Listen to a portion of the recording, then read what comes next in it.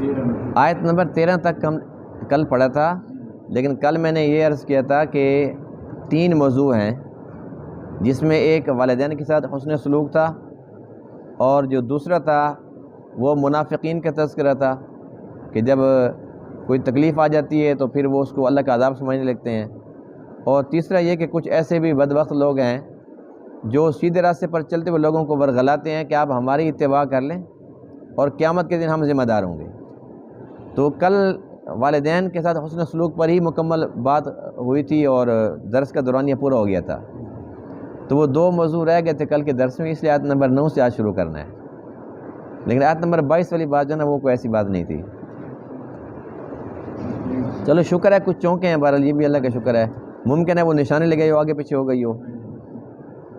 تو آیت نمبر 9 سے آج پھر پڑھ رہے ہیں۔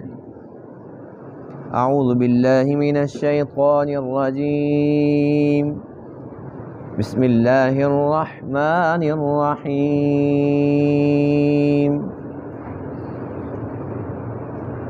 وَمِنَ النَّاسِ مَن يَقُولُ آمَنَّا بِاللَّهِ فَإِذَا أُوذِيَ فِي اللَّهِ جَعَلَ فِتْنَةَ النَّاسِ كَعَذَابِ اللَّهِ وَلَئِن جَاءَ نَصْرٌ مِّن رَّبِّكَ لَيَقُولُنَّ إِنَّا كُنَّا مَعَكُمْ أَوَلَيْسَ اللَّهُ بِأَعْلَمَ بِمَا فِي صُدُورِ الْعَالَمِينَ وَلَيَعْلَمَنَّ اللَّهُ الَّذِينَ آمَنُوا وَلَيَعْلَمَنَّ الْمُنَافِقِينَ وَقَالَ الَّذِينَ كَفَرُوا لِلَّذِينَ آمَنُوا اتَّبِعُوا سَبِيلَنَا وَلْنَحْمِلْ خَطَايَاكُمْ وَمَا هُمْ بِحَامِلِينَ مِنْ خَطَايَاهُمْ مِنْ شَيْءٍ إِنَّهُمْ لَكَاذِبُونَ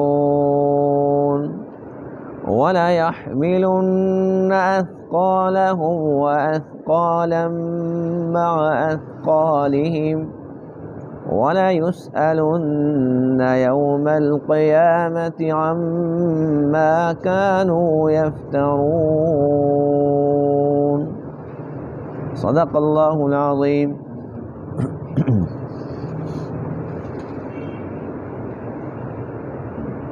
آج کے درس میں آیت کریمہ میں 2 مضمون ہیں۔ پہلا مضمون منافقین کے متعلق ہے۔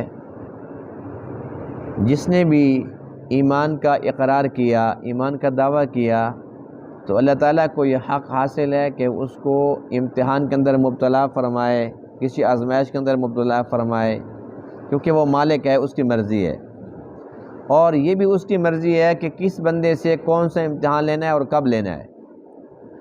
تو جن کے اندر ایمان ہوتا ہے وہ اس آزمائش کو اللہ کی طرف سے امتحان سمجھتے ہیں، اور وہ یہ سمجھتے ہیں کہ یہ بھی ہمارے لیے باعث رحمت ہے، اور اس پر وہ صبر شکر بجا لاتے ہیں، تو اس امتحان کے اندر وہ کامیاب ہو جاتے ہیں۔ منافقین اس امتحان کو، اس آزمائش کو آزمائش نہیں سمجھتے، وہ سزا سمجھتے ہیں، اسے اللہ تعالیٰ کا عذاب سمجھتے ہیں، اور یوں اس امتحان کے اندر وہ فیل ہو جاتے ہیں، کیونکہ وہ بے بنیاد ہوتے ہیں نا، ان کی بنیاد نہیں ہوتی۔ ایمان اگر سچا ہوتا ان کا، اپنے دعوے کے اندر وہ سچے ہوتے، تو وہ آزمائش کو آزمائش سمجھتے، امتحان کو امتحان سمجھتے، اللہ کا عذاب نہ سمجھتے۔ دوسرا یہ کہ جب بھی کبھی کسی مشکل کام کی طرف، بالخصوص جہاد کی طرف ان کو بلایا جائے تو یہ ڈر جاتے تھے، ایمان مضبوط نہیں تھا، وہ سمجھتے تھے کہ اگر مر گئے تو پتہ نہیں جنت ہے بھی یا نہیں، کہتے تو ہیں یہ کہ جنت بھی ہے، لیکن کیا پتہ یہ صرف باتیں ہوں، یعنی جنت پر چونکہ انہیں یقین کامل نصیب نہیں تھا، تو وہ کہتے تھے یہ پتہ نہیں کیا ہوگا، کوشش کرتے تھے کہ ہم جہاد پر نہ جائیں، اگر چلے گئے تو پھر ہمیں اللہ کرے کہ بے خیریت سے پھر ہم گھر واپس لوٹ جائیں، مرے نہیں۔ مومن تمنا کرتے تھے کہ یا اللہ جا رہے ہیں بس واپس نہ آئیں، اب جنت کے اندر ہی جائیں۔ ایمان والوں کو شہادت کی تمنا ہوتی تھی اور منافق شہادت کی موت سے ڈرتے تھے۔ اب یہ جب نہیں جاتے تھے اور وہ ایمان والوں کا قافلہ وہ فاتحانہ شان سے پھر مدینہ طیبہ میں داخل ہوتا تھا اور مال غنیمت کے ڈھیر لگے ہوتے تھے، تو پھر یہ کہتے تھے انا کننا معکم، بھی ہماری مجبوری تھی کہ میری ماں بوڑھیا ہے، میری ماں بیمار ہے، میرے بچے بیمار تھے، گھر اکیلا تھا، کوئی نہ کوئی عذر پیش کرتے تھے اور کہتے تھے انا کننا معکم، ہیں تو تمہارے ساتھی، جیسے تم مومن ایسے ہم مومن۔ یعنی جب کچھ لینے کی باری آتی ہے نا تو تب کہتے ہیں کہ ہم تمہارے ساتھ ہیں، اور جب جان دینے کی باری آتی تو پھر یہ جان چھڑا کے اور چھپ چھپ کے بھاگ جاتے تھے اور بہانے کرتے تھے۔ تو یہ منافقین کا کردار تھا، اللہ تعالیٰ نے اس کو ظاہر فرمایا، کیوں؟ تاکہ ایمان والے بھی ظاہر ہو جائیں اور منافق بھی ظاہر ہو جائیں، پتہ چل جائے کون کھرے ہیں کون کھوٹے ہیں۔ دوسرا مضمون جو آج کے درس میں ہے وہ یہ ہے کہ ایک تو گمراہ ہوتے ہیں، دوسرا ہوتے ہیں گمراہ کنندہ، گمراہ کرنے والے۔ گمراہ تو بدبخت ہوتے ہیں، لیکن جو گمراہ کنندہ ہیں وہ بڑے بدبخت ہوتے ہیں۔ ایک بندہ اگر وہ اکیلا سفر کر رہا ہے، وہ غلطی کرتا ہے تو اس کا نقصان اسی کو ہوگا نا، لیکن ایک بندہ ڈرائیور ہے، یہ غلطی کرتا ہے تو نقصان سب کا ہوگا۔ تو یہ ایسے لوگ ہوتے ہیں جو گمراہ کنند ہیں، یعنی کہ نقصان کرنے والے ہیں، خود غلط راستے پر ہیں اور جو صراط مستقیم پر چل رہے ہیں ان کو ورغلاتے ہیں۔ دیکھیں جی ہمارے پاس آ کے تو دیکھیں، ہماری محفل میں ایک بار تو آئیں، مزہ آ جائے گا۔ اور پھر اگر وہ کہتے ہیں بھائی تمہاری محفلوں میں تو ایسے ہوتا ہے ایسے ہوتا ہے، پتہ نہیں قیامت کے دن کیا ہوگا، کہتے ہیں ہم ہیں نہیں بھی، ہم کہاں ہوں گے، ہم تمہارے ساتھ ہوں گے۔ اگر کوئی ایسی ویسی بات ہوئی، ہونی تو کچھ بھی نہیں ہے، لیکن اگر ہوئی تو ذمہ دار ہم ہیں۔ اگر یہ گناہ کا کام ہے تو یہ قیامت کے دن تمہارے گناہ ہم اٹھا لیں گے۔ تو اللہ فرماتے ہیں کہ یہ کوئی مذاق کی بات نہیں ہے کہ قیامت کو انہوں نے مذاق سمجھ رکھا ہے۔ یہ کسی کا گناہ ایسے نہیں لے سکتے، جو ان کی باتوں میں آئے گا وہ بھی اپنا گناہ خود اٹھائے گا، اور یہ اپنے گناہ کے ذمہ دار بھی ہیں، اور جن کو گمراہ کیا ان کے بوجھ بھی اٹھانے کے ذمہ دار ہیں۔ یعنی کہ دونوں اللہ کی گرفت میں آئیں گے، گمراہ کرنے والے بھی اور ہونے والے بھی، کیونکہ جو ہونے والے ہیں ان کو کس نے کہا کہ یہ غلط لوگوں کی باتوں میں آؤ؟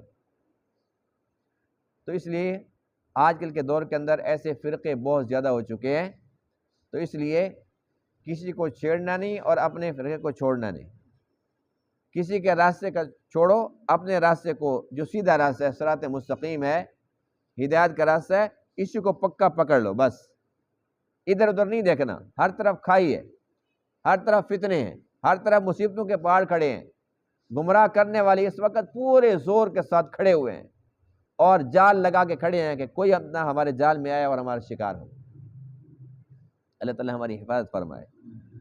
وَمِنَ النَّاسِ مَن يَقُولُ، لوگوں میں سے کچھ ایسے ہیں جو یوں کہتے ہیں، یعنی سب لوگ نہیں ہوتے، لوگوں میں سے بعض ایسے ہوتے ہیں جو یوں کہتے ہیں آمنا باللہ، کہ ہم ایمان لائے اللہ پر، فَإِذَا أُوذِيَ فِي اللَّهِ، جب انہیں اللہ کے راہ میں، اللہ کے بارے میں انہیں ایذا دی جاتی ہے، تکلیف پہنچائی جاتی ہے، یعنی کہ ان کو آزمایا جاتا ہے، جعل فتنة الناس، تو وہ ٹھہراتا ہے لوگوں کے فتنے کو کعذاب اللہ، اللہ کے عذاب کی طرح۔ وَلَئِنْ جَاءَ نَصْرٌ مِّن رَبِّكَ، اور اگر آ جائے نصرت تیرے رب کی طرف سے، کوئی خیر کی خبر آ جاتی ہے، مال غنیمت مل جاتا ہے، فتح مل جاتی ہے، لا یقولن، البتہ ضرور کہتے ہیں انا کننا معکم، بے شک ہم تو تمہارے ساتھ ہیں۔ او الیس اللہ بعالم، کیا اللہ تعالیٰ زیادہ نہیں جانتا بما فی صدور العالمین، اس چیز کو جو جہان والوں کے سینوں میں ہے۔ اللہ تو سینوں کے راز بھی جانتا ہے، اس کو پتہ ہے کہ کتنے سچے ہیں لوگ۔ اور ایسی کیفیات ان کو کیوں آزمایا جاتا ہے، کیوں امتحان کے اندر ڈالا جاتا ہے؟ وَلَيَعْلَمَنَّ اللَّهُ الَّذِينَ آمَنُوا، تاکہ اللہ تعالیٰ ظاہر فرما دے ان کو جو ایمان والے ہیں، وَلَيَعْلَمَنَّ الْمُنَافِقِينَ، اور تاکہ ظاہر فرما دے ان کو جو منافق لوگ ہیں۔ وَقَالَ الَّذِينَ كَفَرُوا، اور کہا ان لوگوں نے جو کافر ہیں، للذین آمنوا، ان لوگوں سے جو ایمان لائے، کیا کہا؟ اتبعوا سبیلنا، کہ تم ہماری راہ کی اتباع کرو، ہمارے راستے کی پیروی کرو، ولنحمل خطایاکم، ہم تمہاری خطاؤں کو اٹھا لیں گے، وما ہم بحاملین من خطایاہم من شیء، جبکہ یہ نہیں اٹھانے والے ان کی خطاؤں میں سے کچھ بھی، انہم لکاذبون، بے شک یہ البتہ جھوٹ بولنے والے ہیں، ولیحملن اثقالہم، اور البتہ ضرور اٹھائیں گے اپنے بوجھ، واثقالا مع اثقالہم، اور کچھ اور بوجھ اپنے بوجھوں کے ساتھ، ولیسألن یوم القیامہ، اور البتہ ضرور پوچھا جائے گا قیامت کے دن، عما کانوا یفترون، ان چیزوں کے متعلق جو یہ گھڑا کرتے تھے، جو باتیں بنایا کرتے تھے۔ منافق کی دو قسمیں ہوتی ہیں۔ کتنی قسمیں ہیں جی؟ ایک ہوتا ہے اعتقادی منافق، ایک ہوتا ہے عملی منافق۔ جو اعتقادی منافق تھے وہ آپ علیہ السلام کے دور کے اندر تھے، جو کلمہ پڑھتے تھے، وَإِذَا لَقُوا الَّذِينَ آمَنُوا قَالُوا آمَنَّا، ایمان والوں سے ملتے تھے تو کہتے تھے کہ ہم ایمان لائے، اور جب وہ جاتے تھے شیاطین کی طرف، کافروں کے پاس جاتے تھے، کہتے تھے اِنَّا كُنَّا مَعَكُمْ، ہم تمہارے ساتھ ہیں۔ وہ کہتے تھے ان کو بھی خوش رکھو، ان کو بھی خوش رکھو، دونوں کو خوش رکھنا ہے۔ اور اندر کی کیفیت یہ تھی مذبذبین بین ذلک لا الہ ہؤلاء ولا الہ ہؤلاء، کہتے ہیں دھوبی کا کتا نہ گھر کا نہ گھاڑ کا۔ وہ تو چکر دیتے تھے، ان کو بھی چکر ان کو بھی چکر، ان کی اپنی حیثیت یہ تھی، نہ ان کو اعتماد تھا نہ ان کو اعتماد تھا، دونوں طرف سے بد اعتمادی تھی۔ کافر بھی کہتے تھے نہیں کلمہ پڑھتے ہیں، کیا اعتبار ہے ان کا، کیا پتہ دل سے پڑھتے ہوں، اور ادھر جب قسمیں اٹھاتے تھے وہ کہتے تھے جب کافروں کے پاس جاتے ہیں ان کے پاس ان کے یارانے ہیں، ہمیں تو نہیں لگتا کہ کلمہ دل سے پڑھاؤ، یعنی کہیں پر بھی عزت نہیں ہوتی۔ یہی وجہ کہ مشرک کی عزت نہیں ہوتی، اس لیے نہیں ہوتی نا کہ وہ بھی تو ایک کا نہیں ہوتا۔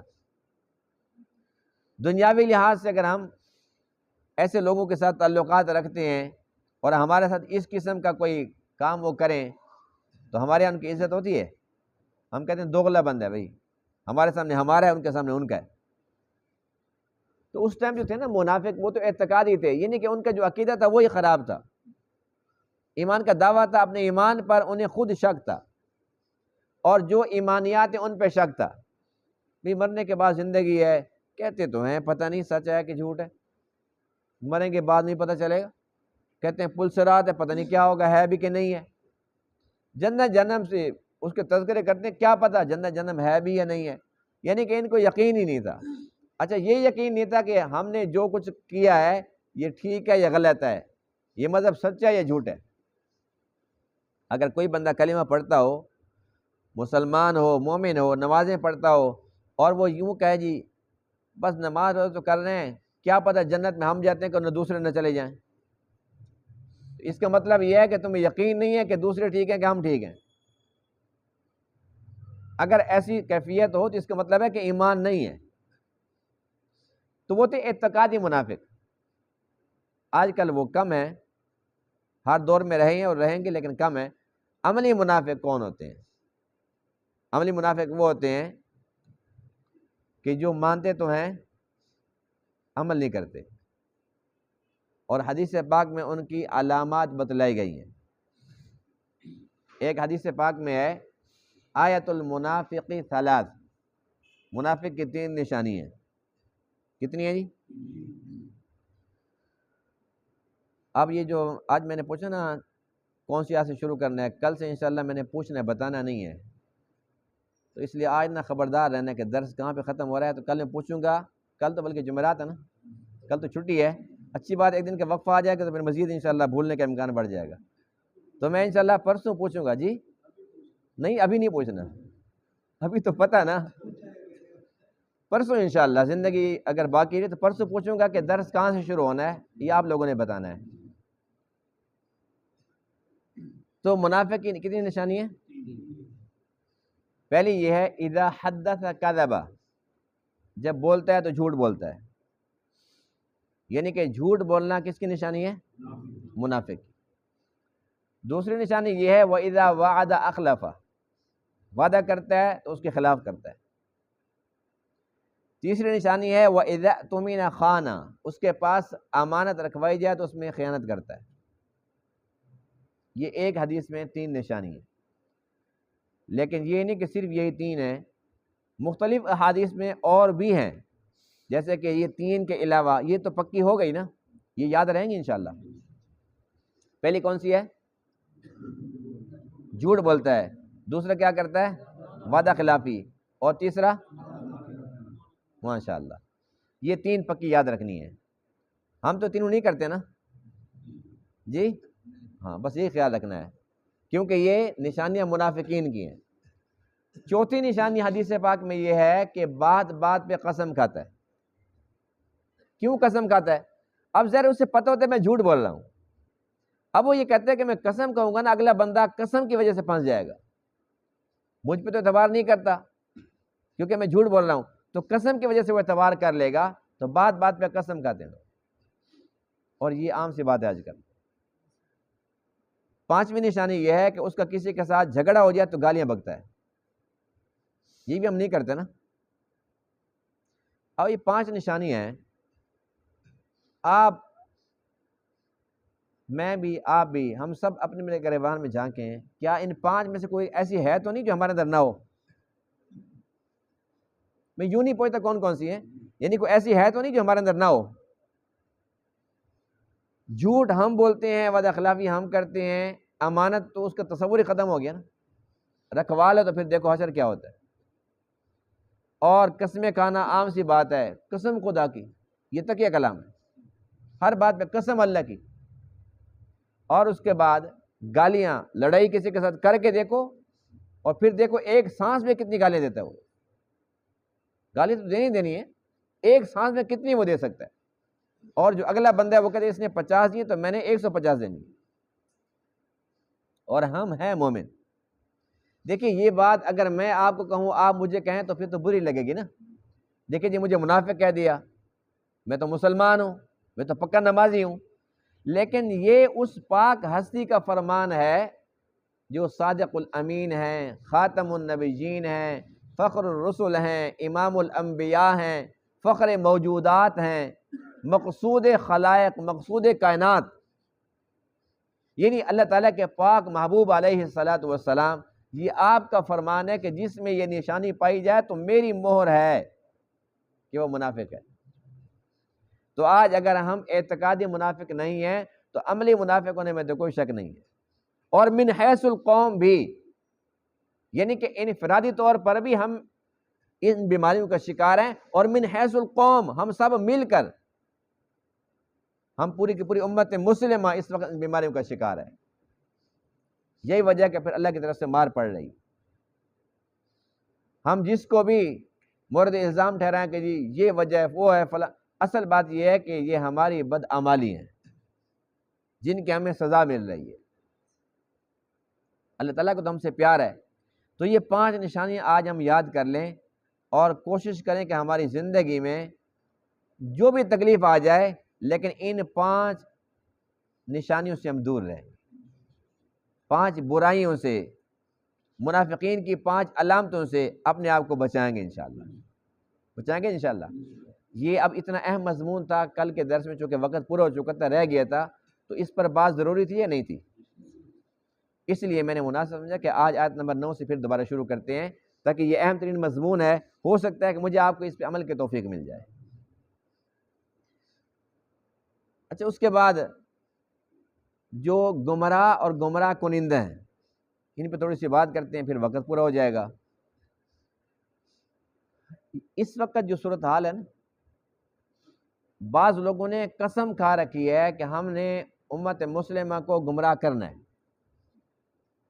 بڑے بڑے فتنے ہیں، اور یقین جانیے کہ اتنی حیرت ہوتی ہے، اتنی حیرت ہوتی ہے۔ سوشل میڈیا، اس میں برائیاں بھی بہت ہیں اور اچھائیاں بھی بہت ہیں۔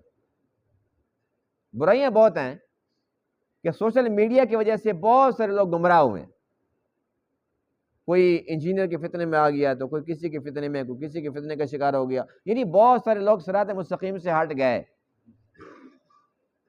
تو جو لوگ اچھے کام کر رہے ہیں ان کی تعداد بھی کم ہے، اور عوام بھی اچھی چیز کو سننا دیکھنا پسند نہیں کرتی۔ جیسے مکھی ہوتی ہے نا، وہ صرف گند پر ہی بیٹھے گی، اچھی جگہ بہت پڑی ہوتی ہے لیکن اس کو پسند نہیں آتی۔ تو ہمارا جو مزاج بن چکا ہے وہ یہی بن چکا ہے کہ ہم نے جو شیطان قسم کا بندہ ہے، جو ٹوکے مارتا ہے، جو جگت باز ہو، ہم نے اس کی بات سننی ہے، مزہ بڑھ کرتے اس کی بات، اس کی بات میں بڑا مزہ ہے۔ یعنی دین کی بات ہم نے نہیں سننی، صرف مزے لینے، چسکے لینے، چسکا پارٹی بنے ہوئے ہیں۔ تو دوسری طرف جو اس کی اچھائی ہے، اس بات سے مجھے بڑی خوشی ہوتی ہے کہ یہ اس وقت جو ہمیں نظر آ رہے ہیں، ان کا اصلی روپ کیا ہے یہ بھی ہمیں سوشل میڈیا نے دکھایا ہے، اور اللہ ان کا بھلا کرے جنہوں نے ان کے اس اصل روپ کو ظاہر کیا ہے۔ یعنی کہ ایک طرف ان کی ویڈیوز دیکھو تو ان کا جبہ دیکھو، ان کی دستار فضیلت دیکھو، ان کے چشمے اور ان کا پروٹوکول، ایسے لگتا ہے کہ جبرائیل ابھی ان کو چوتھے آسمان سے ابھی نیچے چھوڑ کے گیا ہے، آج تک ان کی منہ سے، ان کی آنکھ سے، کان سے کوئی گناہ سرزد نہیں ہوا۔ بہت بڑے اس وقت کے کتب غوث ابدال ہمارے سامنے بیٹھے ہوئے، ایسے ہے کہ نہیں ہے؟ اور پھر انہی کا جو دوسرا روپ ہے، جو اصل روپ ہے، جب وہ گالیاں بک رہے ہوتے ہیں ماؤں کی، بہنوں کی، اور ننگی گالیاں، پھر پتہ چلتا ہے کہ یہ اصل میں شیطان تھے، ابلیس ان کو اپنی کوکھ سے نکال کر یہاں لے کر آیا، جبرائیل تو ان سے بہت دور ہے۔ پھر پتہ چلتا ہے کہ خاص ابلیس کے گماشتے اور غنڈے ان کے نمائندے، یعنی کہ ایک بندے کے منہ پر سنت رسول ہو اور دعویٰ اس کو ہو کہ میں مفتی ہوں، بے شک وہ مفت والے مفتی کیوں نہ ہو، اور اکثر آج کل ایسے ہی ہیں سوشل میڈیا کے اوپر، جو اصل مفتی ان کے پاس ٹائم کہاں ہے فضولیات کے لیے۔ تو ان کے چینل ہیں، چینل چلا رہے ہیں بیچارے، آج اتنے ملین فالورز ہو گئے ہیں، اور آج اتنوں نے لائک کیا، اتنوں نے میری ویڈیوز کو شیئر کیا، ان کا تو یہ کاروبار ہے بیچاروں کا۔ میرے کہنے سننے سے ایک بندہ نمازی بنا، یہ تو ان کا فلسفہ ہی نہیں ہے نا۔ صرف ویڈیوز کو زیادہ سے زیادہ لوگ شیئر کریں، لائک کریں، یہ ان کا دین ہے، ان کا مذہب یہی ہے۔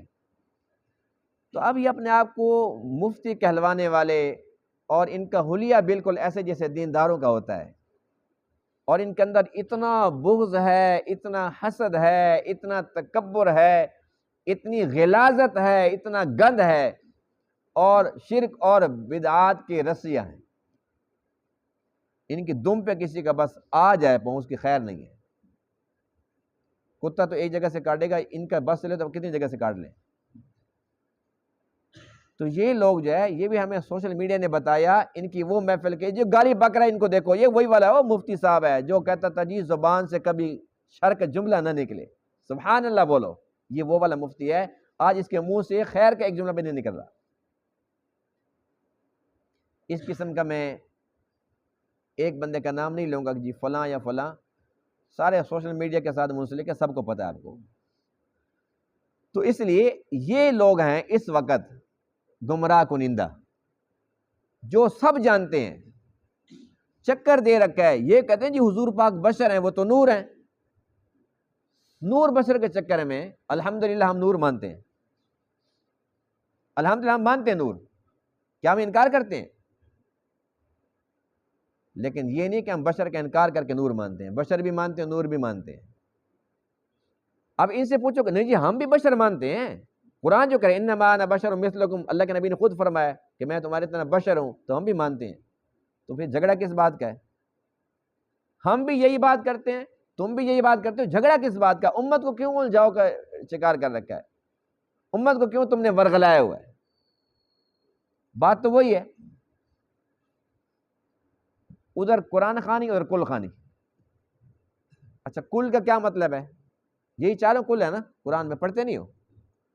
تو قرآن خوانی اور کل خوانی، کیا یہ کل قرآن سے باہر ہیں؟ بھئی ہم قرآن خوانی نہیں، ہم تو کل خوانی والے ہیں۔ دوسرے کہتے نہیں جی کل خوانی ہم نہیں مانتے، ہم تو قرآن خوانی والے ہیں۔ خدا تم ہدایت دے، پیٹ الگ الگ ہے، باقی تو کوئی چکر نہیں ہے۔ کل خوانی یا قرآن خوانی ایک ہی چیز ہے، کوئی بھی اور نئی چیز نہیں ہے، دونوں مان رہے ہیں، دونوں کر رہے ہیں۔ لیکن لڑا کے کر رہے ہیں. اور یہ فتنے دونوں طرف سے ہیں. یہ نہیں کہتا بریلوی کرتے ہیں یا سنی یا دیوبندی کرتے ہیں، سب دونوں کے اندر ہیں ایسے لوگ. دونوں طرف فتنے ہیں، فتنہ باز، کیونکہ ان کی روٹی روزی اسی کے اندر ہے، ان کی روٹی روزی اسی کے اندر ہے. وہ کہتے ہیں جی خیال رکھنا، اعلان کرنا ہے، لیکن کول خانی نہیں کہنی، ہم نہیں مانتے اس کو. اور وہ والے کہتے ہیں بھائی کل خانی 3 دفعہ اونچی اونچی آواز سے کہنی ہے، قرآن خانی نہ کہنا. اتنی سی بات ہے. اب ختم قرآن وہ بھی کرتے ہیں، یہ بھی کرتے ہیں. یعنی کون سا فرق ہے جب کلمہ ایک ہے، نبی ایک ہے، قرآن ایک ہے، فقہ کا امام ایک ہے، حنفی ہیں. تو کیا ہمارے امام صاحب نے انہیں بتایا تھا تم یوں کرنا اور ان کو کہا تم یوں کرنا؟ جب فقہ ہی ایک ہے تو پھر یہیں پہ جب ساری بات میں سوچتا ہوں تو میں اس نتیجے پر پہنچتا ہوں کہ صرف پیٹ الگ الگ ہے، سارا مسئلہ پیٹ کا ہے. اس لیے الگ الگ فرقے ہیں. اور ڈر لگتا ہے کہ یہ سبز پگڑی والا سفید نہ پہن لے، سفید والا سبز نہ پہن لے. اور یقین مانیے کہ سنت سے دونوں ثابت ہیں. یعنی کہ حضور علیہ الصلوۃ والسلام کی سنت ہے تو آپ علیہ الصلوۃ والسلام نے، آپ احادیث کی کتابیں اٹھا کر دیکھیں یا علماء سے پوچھ کر دیکھیں، مفتیان کرام سے پوچھ کر دیکھیں کہ آقا علیہ السلام نے سفید پگڑی بھی پہنی ہے، سبز بھی پہنی ہے اور سیاہ بھی پہنی ہے. تینوں رنگ ثابت ہے. لیکن آج کل جو یہ بیویوں کو دوپٹے پہن کے آتے ہیں نا، یہی ثابت نہیں ہے. آج کل یہ چوتھا کلر بھی نکلا ہوا نا جی، وہ بیویوں کو دوپٹے لے کے آتے ہیں، لال کلر، اس کو وہ چمک رہی ہوتی ہے. یہ تو کسی حدیث میں نہیں ہے. یہ نہیں کہ کوئی انفرادیت کو نئے نئے کام کرنے ہیں، کیونکہ سبز پہن کے دیکھ لی، سفید پہن کے دیکھ لی، کالی پہن کے دیکھ لی، اب اس پر ساری امت خاموش ہو گئی. یہ کوئی نیا کام کریں. عورتوں والے جو نا کپڑے، ان کے پگڑیاں باندھ کر. تو ایسے لوگ گمراہ بھی ہیں، گمراہ کنندہ ہیں، وہ جس فرقے سے بھی ہوں. یہ بے شک یہاں پر اپنے یہ پیٹ کے اندر جہنم کا ایندھن یہ بھر رہے ہیں. مرنے کے بعد پتہ چلے گا کہ ہم نے کتنی نفرتیں پھیلائی تھی، کتنے لوگوں کو دین سے متنفر کیا تھا، ہماری حرکتوں سے، ہمارے کرتوتوں سے کتنے لوگ بے نمازی ہوئے تھے. کسی کو نمازی بنا کے تو نہیں مریں گے، بے نمازی بنا کے مریں گے.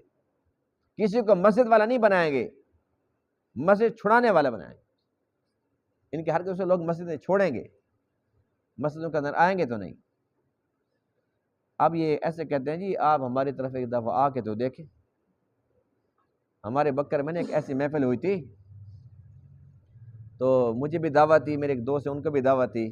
آپ نے آنا جی، ہمارے حضرت جی تشریف لائے ہوئے بہت بڑی ہستی ہیں. میں نے پوچھا جی ان کی کوئی تعریف. ایک دفعہ آیا تھا نا جی، فلاں جگہ پر گئے تھے تو مریدوں نے اتنے پیسے ڈالے کہ اندر گم ہو گئے وہ. اللہ اکبر، اتنی بڑی کرامت. اتنے پیسے پھینکے کہ وہ پیسے اوپر آ گئے اور پیر صاحب نیچے چلے گئے. یعنی کہ اتنے پیسے لوگوں نے ڈالے، یہ ان کی کرامت تھی. اچھا جی چلو، میں نے کہا دیکھ لیتے ہیں حضرت جی کو، تمہارے آ جائیں گے. یقین جانیے کہ میں وہاں چلا گیا اور اسی رات بہت بڑا طوفان بھی آیا تھا اور اولے پڑے تھے، اللہ کا عذاب آیا تھا. جو میں نے اپنی آنکھوں سے دیکھا کہ پیر صاحب اشارہ کرتے تھے کہ ناچو، اور مریدین ناچتے تھے، ناچتے ناچتے پھر وہ کہتے تھے، ایسے اشارہ کرتے تھے بھنگڑا ڈالو، سادہ ڈانس پسند نہیں مجھے، پھر وہ بھنگڑا ڈالتے تھے. یہ باتیں وہ ہیں جو اپنی آنکھوں سے میں نے دیکھی ہیں. مجھے وہاں پر خود دعوت تھی. اس کے بعد میں نے اللہ تعالیٰ سے بھی توبہ کی اور ان کو بھی میں نے کہا کہ آج کے بعد میری توبہ ہے، مجھے ایسی محفل میں کبھی نہ بلانا. اب یہ بتائے کہ اس پیر کا انجام کیا ہوگا؟ کیا وہ گمراہ کنندہ نہیں ہے؟ صرف دنیا کی محبت میں جب اتنے لوگ تمہارے معتقد ہیں تو ان کو کہو کہ بھائی خبردار، آج کے بعد کوئی بندہ نماز نہ چھوڑے. نماز کی تو وہاں بات ہی نہیں ہوئی، روزے کی تو کوئی بات نہیں ہوئی، دین کی کوئی بات نہیں ہوئی. میں ذمہ داری صاحب کو کہہ رہا ہوں، مسجد میں بیٹھ کے کہہ رہا ہوں، دین کی کوئی بات نہیں ہوئی. جو کچھ ہوا صرف فساد تھا، صرف گمراہی تھی. لیکن حیرت ہوتی ہے کہ زمانہ جاہلیت میں جب آقا علیہ السلام تشریف لائے تو ظلمت ختم ہو گئی تھی، جہالت ختم ہو گئی تھی. آپ تشریف لائے تو ہر طرف نور پھیل گیا تھا. لیکن 14 صدیاں گزر گئی اور آج پھر وہی جہالت ہے. کلمہ نبی کا پڑھتے ہیں لیکن ان کو سمجھ نہیں آتی کہ میں کر کیا رہا ہوں، میں کہاں سجدے کر رہا ہوں، کہاں جھک رہا ہوں. یہ تو آپ علیہ السلام کی آمد سے پہلے لوگ غیروں کے سامنے جھکتے تھے، آج میرے نبی تشریف لائے ہیں اور آپ کی پہلی دعوت یہی ہے کہ صرف ایک اللہ کے سامنے جھکو۔ میں کیا کر رہا ہوں؟ جھکنے والا جھک رہا ہے اور جھکانے والا وہ خوش ہو رہا ہے کہ اتنے لوگ جھک رہے ہیں میرے سامنے، دونوں نہیں جائیں گے جہنم میں۔ تو ایسے لوگ ہوتے ہیں جو دعوتیں دیتے ہیں۔ اب ظاہر سی بات ہے ہمارا مزاج کچھ اور ہے، لیکن اگر کوئی سیدھا سادہ بندہ ہوتا اور وہاں جاتا اور کہتا جی بڑا مزہ آیا، بس اس کے بعد وہ مزے والی محفلوں کے اندر جاتا کہ وہاں کھانے پینے کو لوگ مزہ سمجھتے ہیں، تو اس کے بعد پھر وہ گمراہ ہو جاتا۔ تو جو ان کو دعوت دینے والے ہیں، جو ان کو گمراہ کرنے والے ہیں، اللہ کا قرآن یہ کہتا ہے وَلَيَحْمِلُنَّ أَثْقَالَهُمْ وَأَثْقَالًا مَّعَ أَثْقَالِهِمْ، یہ اپنا بوجھ بھی اٹھائیں گے اور اپنے بوجھ کے ساتھ دوسروں کا بوجھ بھی اٹھائیں گے۔ اس لیے اللہ تعالیٰ سے دعا کرتے ہیں کہ یا اللہ ہماری زندگی میں کوئی ایسا کام ہم سے سرزد نہ ہو، کسی برے کام کی بنیاد ہمارے ہاتھ سے نہ ڈلے کہ ہم مر جائیں اور برائی ہوتی رہے۔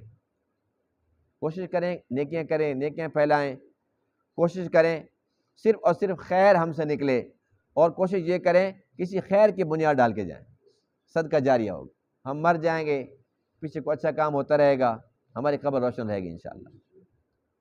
اللہ تعالیٰ تمام باتوں کو سمجھنے عمل کرنے کی توفیق عطا فرمائیں۔ وآخر دعوانا الحمدللہ رب العالمین۔